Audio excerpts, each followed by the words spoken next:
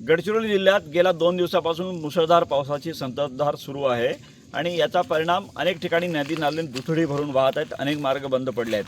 भामरागड तालुक्याचा संपर्क तुटला आहे. महत्त्वाचं म्हणजे निजामाबाद जगदलपूर हा राष्ट्रीय महामार्ग सिरोंचा तालुक्यातून जातो 2 राज्यांना जोडणारा. तो मार्ग आता बंद अवस्थेत आहे. आपण बघू शकता त्या मार्गाची अवस्था कशी झाली आहे. मुसळधार पावसाचा परिणाम, त्यामुळे हे बिआरओने बांधलेलं त्या काळातलं पूल होतं, त्या पुलाची रिटर्निंग वाल जी भिंत असते ती पूर्णपणे इथं कोलॅप्स झाल्याचे आपल्याला दिसून येत आहे. हा संपूर्ण धोकादायक अवस्थेत आलेला आहे. म्हणजे पूलच आता धोकादायक अवस्थेत आला आहे असं आपण म्हणू शकतो. कारण हा रस्ता गेल्या वर्षी रस्त्याचं बांधकाम झालं होतं. हा रस्ता आणि सोबतचा हा रिटर्निंग वालचा जो परिसर आहे हा संपूर्ण त्याची काय अवस्था झालेली आहे. त्यामुळे या भागातून वाहनं येणं जाणं हे सगळं धोक्याचं बनलेलं आहे. या ठिकाणी पोलीस सुरक्षेसाठी तैनात करण्यात आलेला आहे आणि म्हणजे येणाऱ्या जाणाऱ्यांना अलर्ट केलं जात आहे. कारण हा रस्ता पूर्णपणे कधीही खचू शकतो आता अशी अवस्था झाली आहे.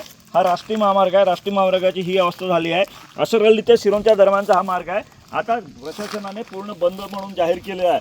सार्वजनिक बांधकाम विभाग आता याची दुरुस्ती करणार आहे. ती दुरुस्ती झाल्यानंतरच हा मार्ग सुरू होणार आहे.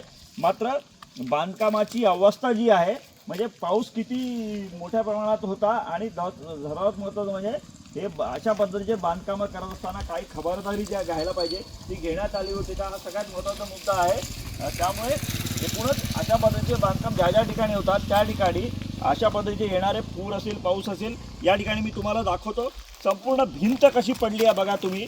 ही भिंत जी आहे ही भिंत पूर्णपणे त्या ठिकाणी पडलेली आहे. रिटर्निंग वाल म्हणतात, जी सुरक्षेसाठी असते पुलाला लागून, पुल आणि रस्त्याच्या दरम्यान, ती पूर्ण अशी पद्धतीने खाली पडलेली आहे. त्यामुळे हा संपूर्ण जो भाग आहे हा धोकादायक अवस्थेत आलेला आहे. जिल्हा प्रशासनाने या ठिकाणी या मार्गावरची वाहतूक सध्या तरी बंद ठेवलेली आहे.